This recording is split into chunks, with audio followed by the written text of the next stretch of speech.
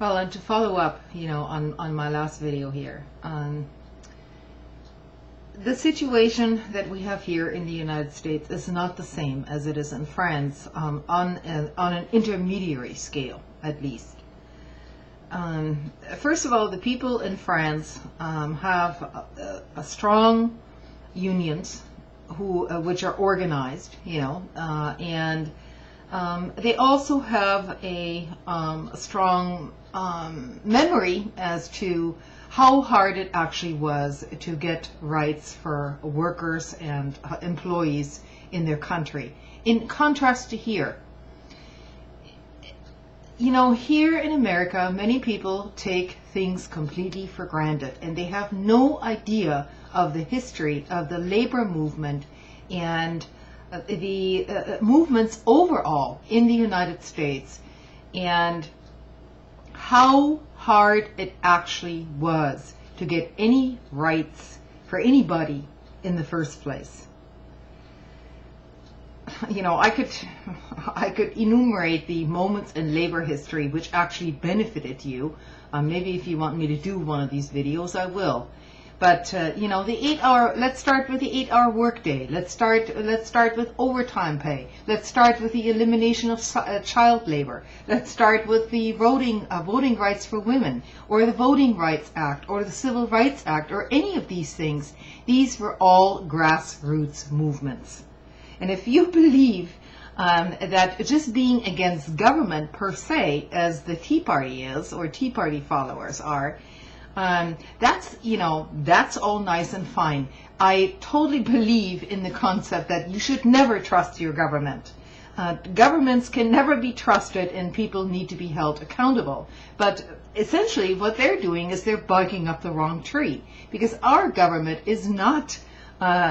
the government per se isn't the problem. It is the corporations which are owning our government. And this has basically now been cemented by this Supreme Court decision, Citizens United versus the United States, basically, and in which corporations have carte blanche to contribute without any restraints to political campaigns.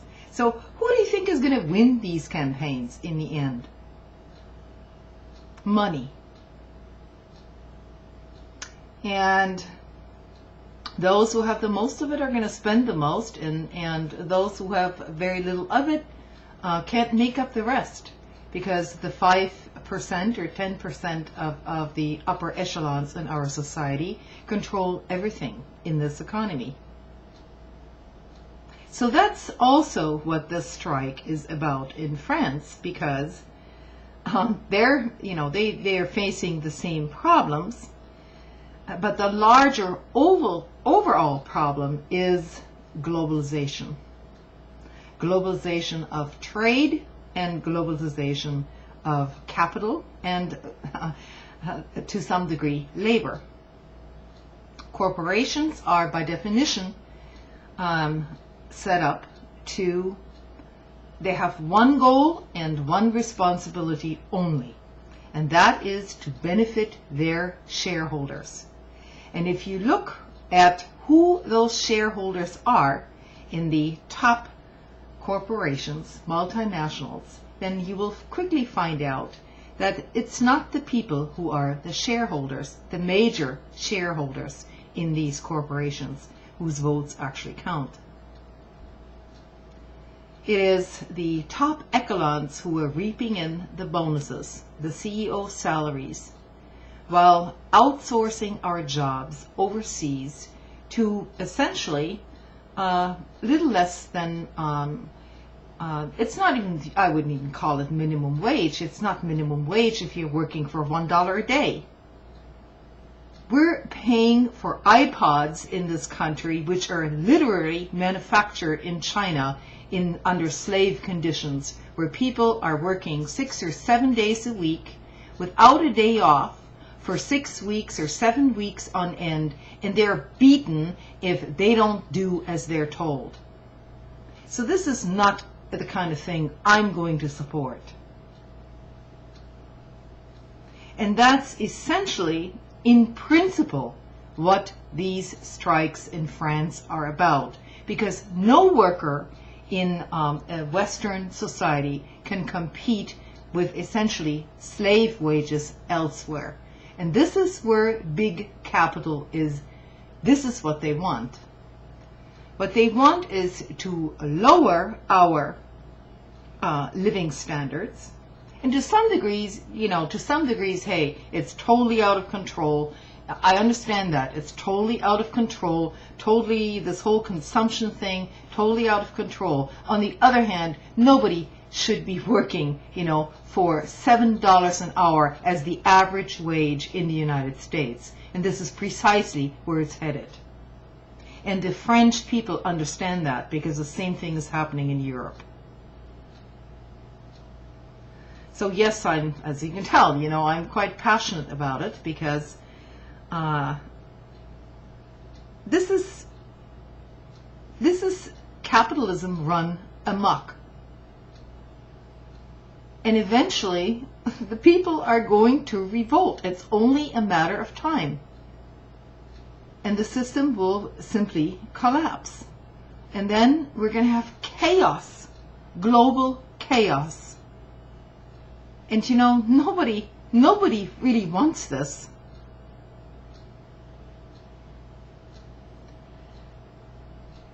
What to do here in America is to build independent movements, independent of both political parties, because our political parties are worthless. The Republicans are completely in the pockets of the big corporations, and the Democrats are, basically doing the same thing at this point. If you think that the Democratic Party is standing up for labor rights, you're very much mistaken. It is simply, once again, the lesser evil. The progress that's being made towards corporate fascism will happen a bit slower under the Democrats. But it's the same attitude, basically, in their leadership. So, in terms of actual advice, who to vote for, you can PM me on that. But I'm not endorsing anybody at this point. And I'm certainly not going to endorse the Tea Party people, because they're completely deluded as to what's going on.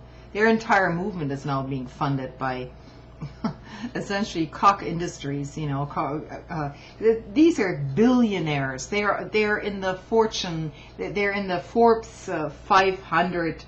Some of the richest people in America, and they're telling you folks that what they're going to do for you, you're going to benefit from this. Please.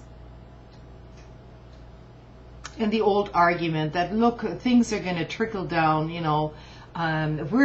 if taxes are raised on the rich, well, wow, you're just going to eliminate jobs. We're not going to create any more jobs. Well, what do you think has been happening what do you think has been happening since these tax cuts for the rich were implemented?